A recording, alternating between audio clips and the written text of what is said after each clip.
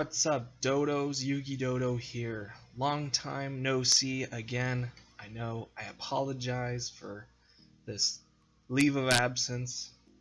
It hasn't really been a leave of absence. I've still been playing the game. It's just really hard to find time to record, edit, and upload whenever I'm only getting a couple hours each night after work. But I swear to you guys, I'm trying my best. And I'm trying to get out content more regularly to you guys like I was before I started this job.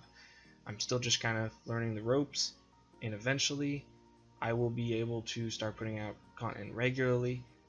But getting back to the game, I hope you guys have been enjoying this Paradox Brothers event. Unfortunately, it is ending very shortly. I just want to show you guys that I have unlocked the Paradox Brothers, so I will be able to showcase them in future videos. I hope you guys also unlock the character because it will be some time before it is available to us again.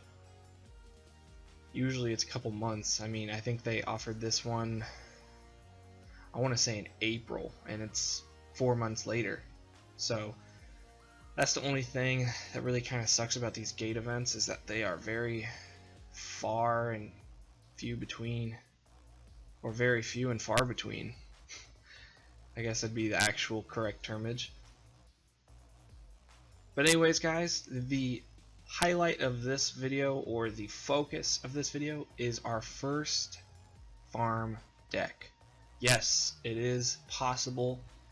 I am at stage 28, which seems like a lot, but I've just been grinding and grinding, trying to get to stage 30, because at stage 30 you unlock level 40 gate unlocks, as you can see right here above the little bar, whatever it says. At level 30 or stage 30 we unlock level 40 duelists, which I was trying to do for this event, so that's why I was grinding it so hard, because for some reason the level 40 Paradox Bros is so much easier to farm than the level 30, so I've had really terrible luck, and it's been really hard to farm the level 30 Paradox Bros with the deck I'm currently running, as you will probably see here shortly. I'm going to go ahead and show you the deck that I've been running. So I was able to buy a Mythical Beast Cerberus. This is the card that I was talking to you about. Each time you activate a spell card, it gains 500 attack. So your deck is comprised of pretty much only spell cards, and you're only going to attack once in the game. So all those spell cards will just rack up 500 attack for each time you activate one, allowing your Cerberus to get to like 8,000 attack, or even more depending on if your opponent activates spell cards, because their spell cards are also adding up to your attack. So this is not an optimized build, guys. I'm not going to tell you this is an 8,000 dual assessment score farming deck, because it's not.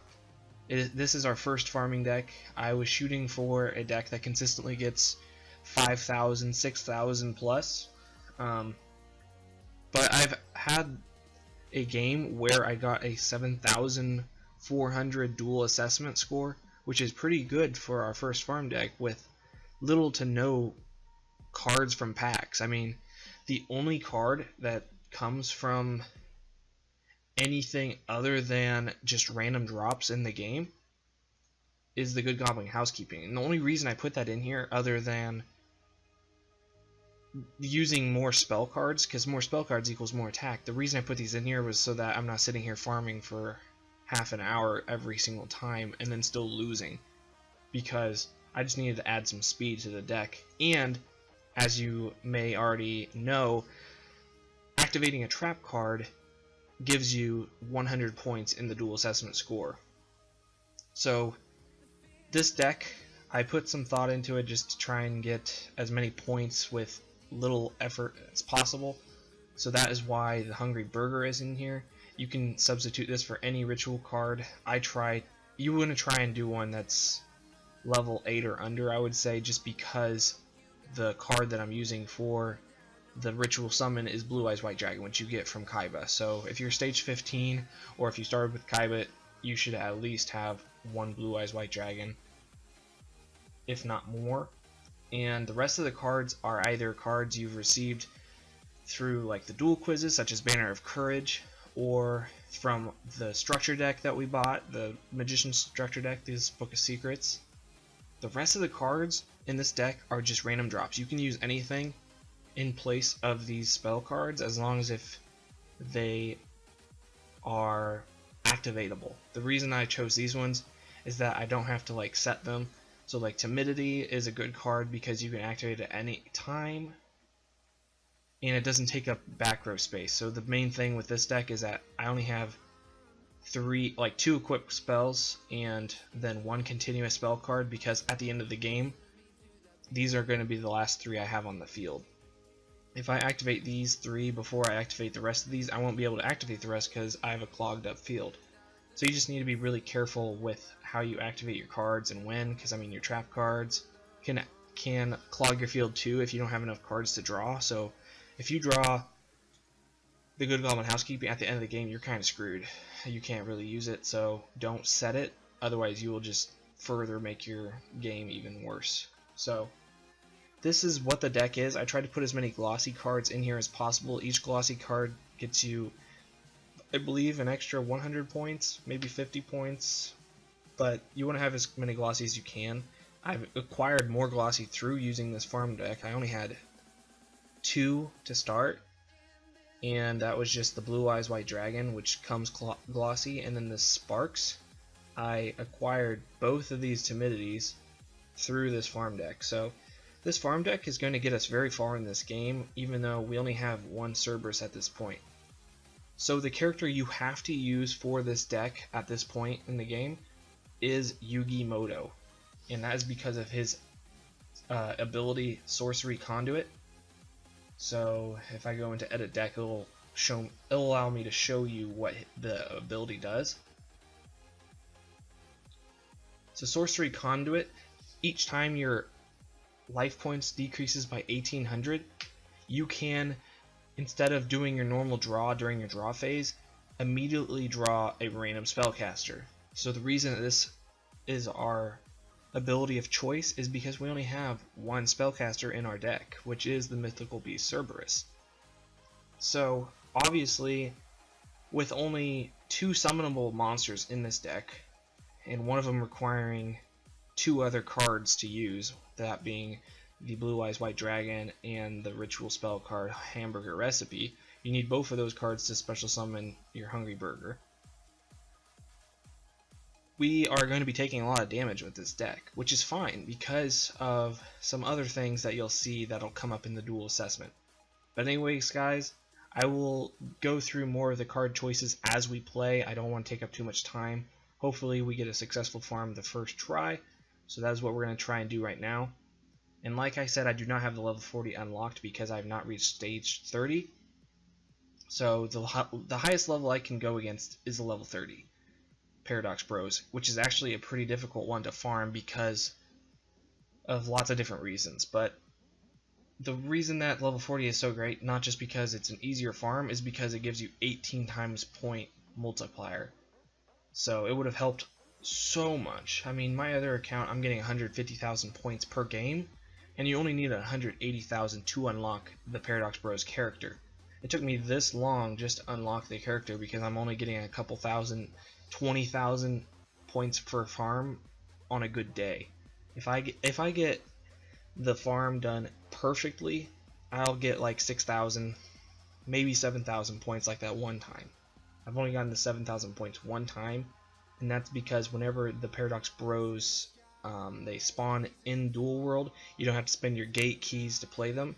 It gives you an option to play like a Vagabond duel where you have some kind of, I don't know, you have some kind of hindrance upon you, or you could play just the regular one. So if I chose to do the hindrance, and I think it was 2 fewer spell and trap zones, and I actually won and did I actually did it perfectly. So basically the reason this farm is really bad for level 30 is because Labyrinth of Nightmare, and because if you don't go first, you basically lose because you have a 2200 monster staring you down. I don't have the monster I need, which is Mythical Beast Cerberus. If I hard draw it in my first hand, I'm probably gonna win because he won't be able to attack over it. But the thing is, this Labyrinth of Nightmare is like, we've already lost. There's no way to win at this point. So I might as well just do all my glossies, try to get my trap card set. That way I can at least get a couple more points than I would if I just lost. You don't want to surrender because you'll get 0 points. So that's what I'm talking about. This level 30 really sucks. Like, it's hard for this farming deck. And they're going to be a jerk. So I am going to activate that just because we get 100 points for activating it. Doesn't do us any other good. But yeah, it just really sucks. Like, it's hard. I really was trying to get to level 40 because I feel like we probably could have done that 7 out of 10 times without any trouble. This one is maybe like 3 out of 10 if you're lucky. I mean, it is just abysmally bad. Like, it is so hard to actually get it to do it correctly. Otherwise, it's not a bad deck. It's just that if you go second, you're screwed because he's going to summon a monster, and then on his next turn, he's going to summon another monster. And even if they're only 1,000 each, he already starts with a 2,200 attack monster. So those two 1,000 attack monsters are going to put him at 4,000 life points. You only start with 4,000. So as you can see, it's just bad news bears all around. But you do get points for losing. That's why I'm saying don't surrender, because you get 0 points. You forfeit all your points if you surrender. Even though it makes you go quicker, you're going to get more points for your time if you just let the duel end. So we got 1,300 points just for losing, which is multiplied by 7 because we played level 30 Paradox Bros. So we get 9,000 points. That's why it's taken so long. Give it another shot.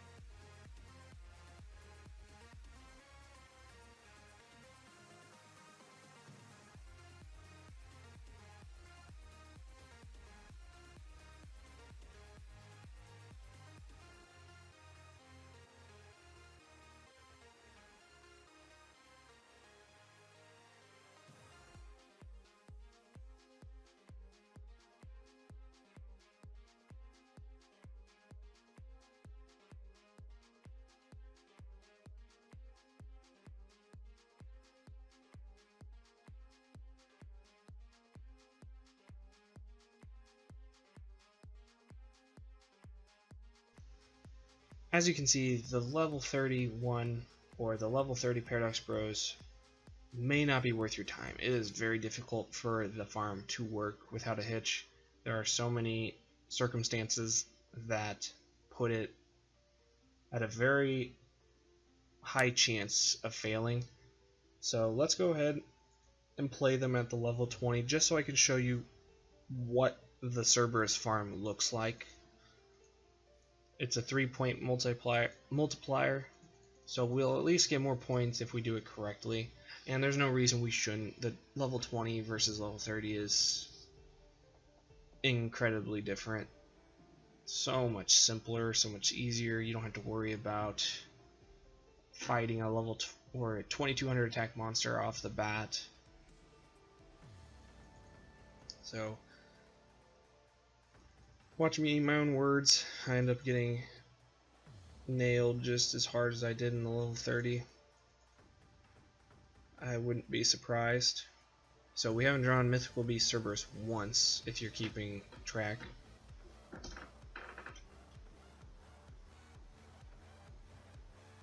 Not sure why my computer chair is so squeaky. See, as you can see, do not draw without pushing this activate skill. And we are lucky because he summoned his lion tamer, or Monster Tamer, which has exactly 1800 attack because you didn't have another monster to summon next to it. So now that we have our Mythical Beast Cerberus in hand because of the Sorcery Conduit skill, we can activate some of our spells, increase the attack of our Mythical Beast Cerberus by 500 attack for each. And then I'm just going to only activate one of these because both of these that are currently in our hand will stay on the field. We don't want to clog it up. But I just want to make sure that we get Cerberus to a high enough attack that the rest of the farm we won't have to worry about getting attacked over.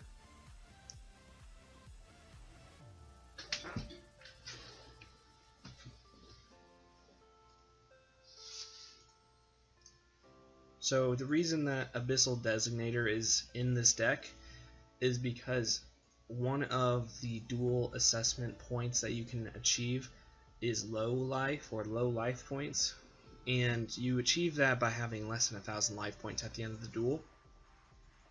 So we'll use that to help us get that and get a lot of extra points that we otherwise wouldn't get.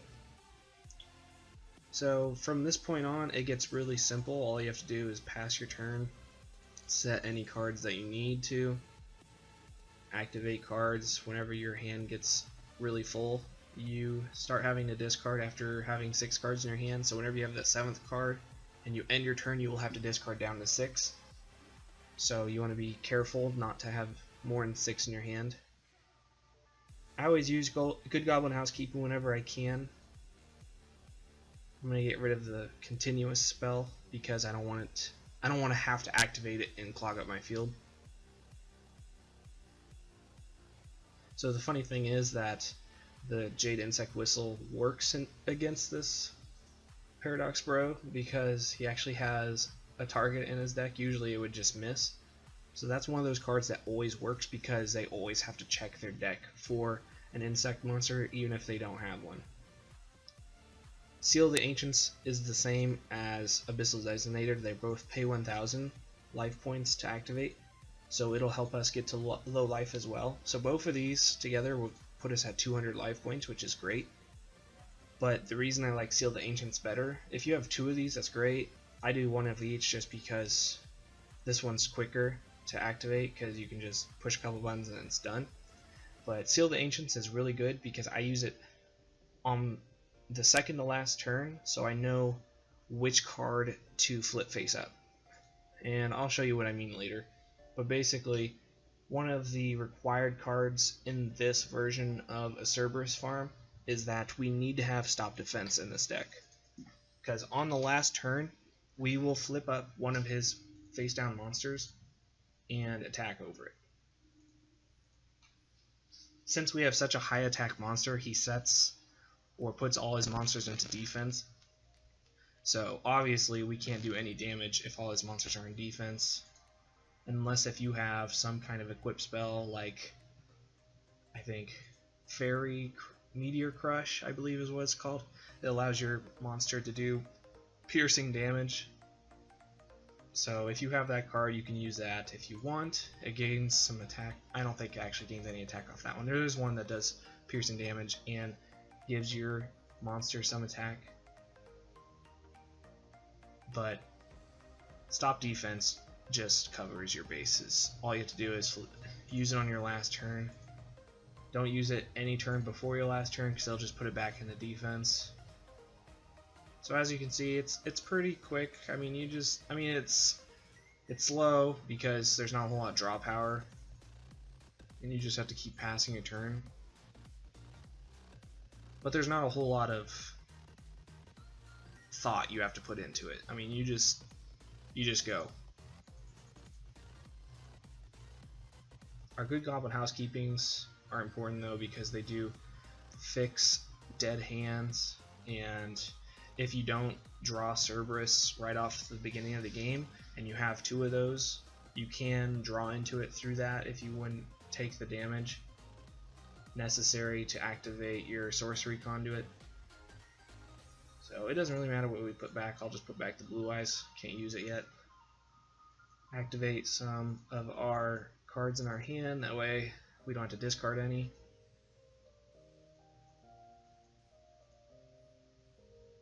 The reason I put all these burn cards in there was because one of the stage missions was to inflict 5,000 effect damage, I think. So I put those in here while I was farming yesterday, so I could get that stage mission out of the way. I would not recommend it for everyone because it might make it difficult for you to get the comeback victory duel assessment reward. So now we'll draw 3 cards off Good Goblin Housekeeping and put 1 back. So it doesn't really matter which one we do again. Just put that one back. So now we have 2 cards left, so which means we have 2 turns left. I'll go ahead and use our Abyssal Designator. I don't want to use it too early just in case he has some kind of out, and then we'll be at a low life points. It doesn't matter what you choose on these. That's why I'm saying it's so much faster, is because you can just choose whatever you want. If you're actually scared, if there's a card in your opponent's deck that you're scared of that can get over your monster for some reason, like as an effect, you can go ahead and mill that one just by choosing the attribute and the type of the monster. And if they only have one of that attribute and that type in their deck or hand, they'll have to discard it. So at this point we can go ahead and use our hamburger recipe, which gives us 500 more attack, to our Cerberus, and special summon our Hungry Burger to the field. It doesn't matter if you put in attack or defense, he won't switch any of his monsters to attack. And like I said, on like the second to last turn, it doesn't really matter if it's your second to last turn. I usually do it on my second to last turn just because I do. But you can wait till your last turn to use Seal of the Ancients. We're already going to get this comeback victory because we have lower life points than our opponent at the end of the duel. So go ahead and use all your cards now. We have 0 cards left in your deck. This is the only time of the game that you'll be doing this. So as you can see, this has the lowest attack value, so choose this one, Guardian of the Labyrinth. That's why I use the Seal of the Ancients, because then I get to see any face down cards they have and choose whichever one which has the lowest attack, lowest attack, so I can attack over it. And now I have all my continuous and equip spells left in hand.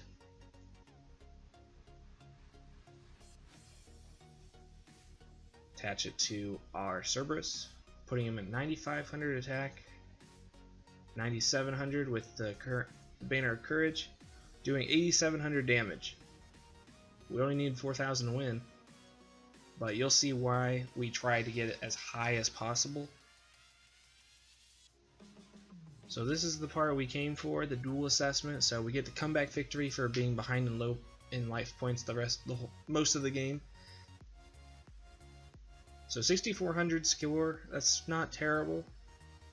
So low life points is because of the Seal of the Ancients that we did in the last turn, putting us at 200 life points. Cards on the Brink is whenever you have 0 cards left in your deck, so you always want to have 0 cards left in your deck when you finish the farm.